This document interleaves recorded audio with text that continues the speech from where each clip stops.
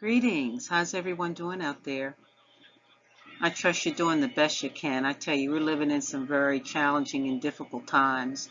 But I tell you, I really, in my heart and in my soul, I believe that we will survive this. It's just a matter of us coming together in solidarity to show our love and appreciation for our rich culture and history, to show some pride and some dignity around that. But before I just share with you where I am right now, because I just couldn't be silent anymore, and I guess none of us need to be silent. But before I really get into this, I'd like to just send some light and love and some healing to the George Floyd's family, to the brother Ahmaud Arbery, and the young sister Breonna Taylor, and the list goes on, but we want to just have, so those are the most recent. So we want to surround all of that in some light, and just send them some love. I believe this is just wake up time. Everything happens for a reason. That's always been one of my mantras. Nothing happens by accident. And I think God's trying to tell us something. God is saying, you know what? Rise up, you mighty people. You all got work to do. And there's some things we need to take responsibility for. We need to take better care of ourselves in terms of our health and well-being, because really, racism is making us sick. And again, we have a lot of the stuff we're dealing with, high blood pressure and diabetes, and some of those things are preventable in many situations. So it's time for us to take responsibility for some of the things that are going on in our community, and I'm really speaking right now of health disparities, and we know that they've existed for a long time. It's been historically documented. Medical apartheid by the sister Harriet Washington. I mean, we have this stuff has been written about. So even though we're going through this pandemic, we kind of rest on our laurels sometimes. So we got comfortable. We got a pandemic, then we find out that African Americans are dying at a disproportionate and alarming rate. Okay, so what is that about? It's about health disparities. It's about not having access to health care, and it has to do with health inequities that have existed for a very, very long time, and I'm not going to get into that. But I can no longer be silent. I'm going to do my part in coming up with a way to address some of my feelings and emotions around this issue. I have decided that I'm going to reach out to the young people in my community and in other communities, or even connect with other people and see if we can restore in our children a sense of pride, dignity, respect. And in my opinion, we do that around embracing and honoring our rich culture and our history. Our young people have been desensitized. And some of this comes out of the healthcare system, with drugs that they've been given, and lead paint poisoning. We know all about these things, right? So this problem that we have, it's like making, brewing something, and the more you add to it, it gets stronger and stronger and stronger.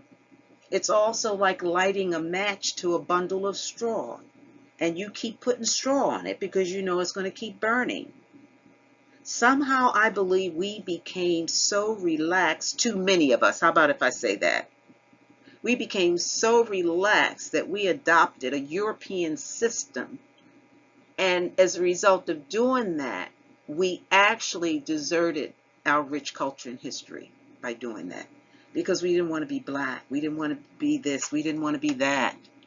We want to change our look, our identity, and all that's fine, because that doesn't mean that you still couldn't have been a part of a collective consciousness that was working to raise the consciousness of our people, and to remind us that we came from kings and queens and pharaohs, and that we're intelligent people. We have been given divine gifts and talents that we're yet to use. And so we need our children now, for those who are open and receptive, because I do believe there's a percentage of our young people, they're on the borderline. They're so confused. They don't know whether to join a gang or to bully somebody. They don't know.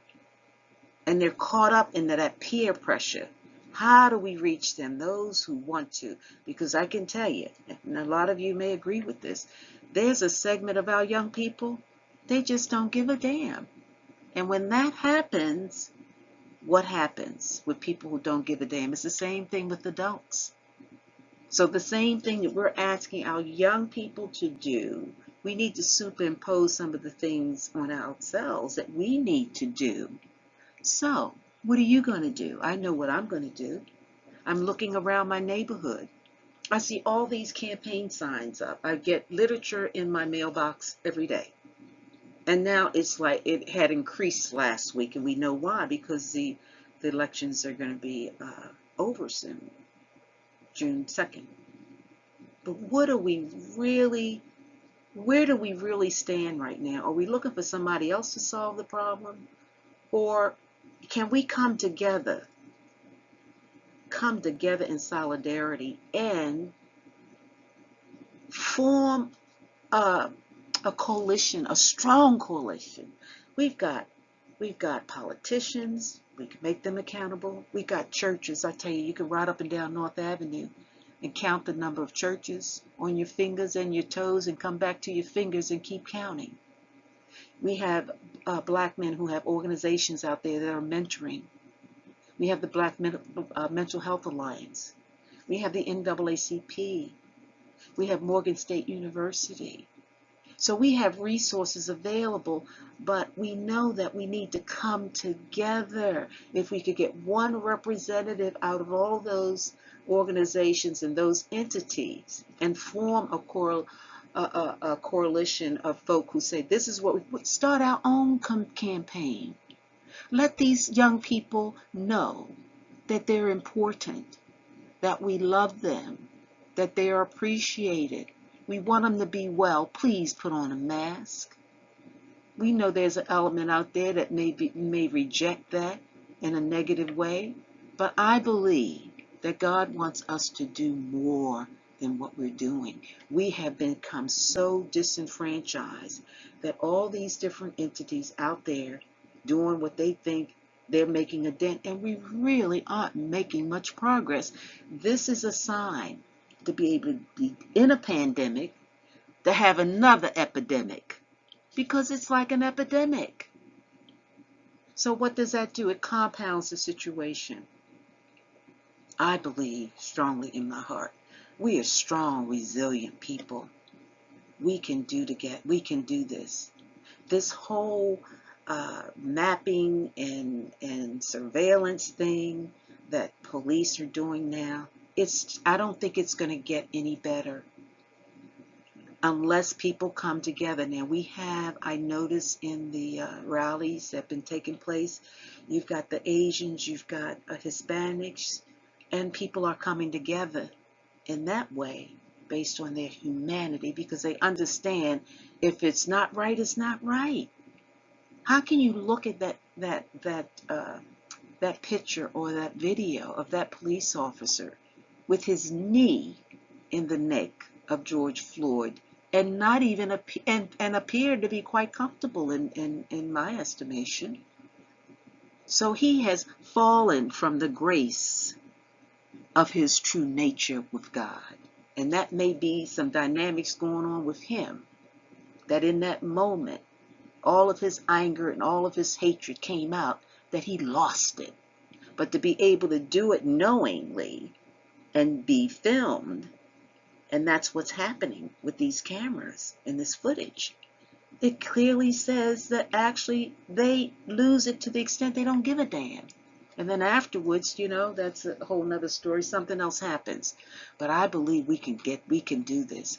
We have to call on all of our resources, all of the foot soldiers. We need to come together. I know we got the sister with Black Lives Matter here in Baltimore, Erica Bridgeford. I've been in her presence. I've spoken to her. Strong sister, positive role model. And she also did the campaign around the no shooting for 72 hours or whatever that was proven to be very successful ceasefire.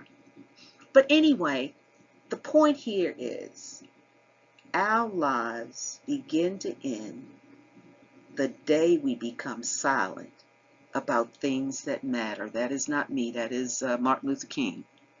And my good friend in California shared that with me recently. So I'm just giving it back out there. We must take 100% responsibility for where we are. We always give the support because we know we have the humanity community that is supporting us.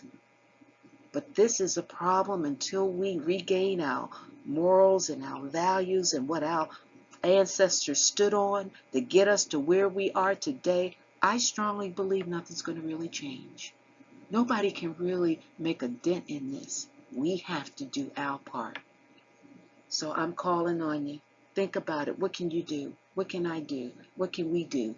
Come together to let our children know that they're important, that we love them, we want them to be safe, we want them to be well, and to please put on a mask. If we've got all these campaign signs around saying vote for me, and half of the folk we don't even know, and wouldn't even say half, a lot of them I don't know. If they can campaign to get our attention, then we need to use that same strategy to campaign for our children. Because what happens to them, it's already happening to us. So we have to ensure that their future looks far greater than this, because they're losing it too. They're looking at all of this, and they're looking at the contradictions that we make, the adults. Okay? So let's get it together. Thank you for allowing me to get this off my chest. I tell you, I just needed to do this. And again, I wish you all well. Stay safe. Talk to the young people. If you can just start with your family, let's start educating them. Let's unearth our rich culture and history and share it with them. I have two sons, twin sons, and of course this touches me deeply every time I see a black man that is treated in such a humane way. Thank you for allowing me to speak. Take good care. Be well. Do the best you can. And I really believe we're going to come through this because we're strong and we're resilient. And we just need to come together in solidarity. Peace and blessings.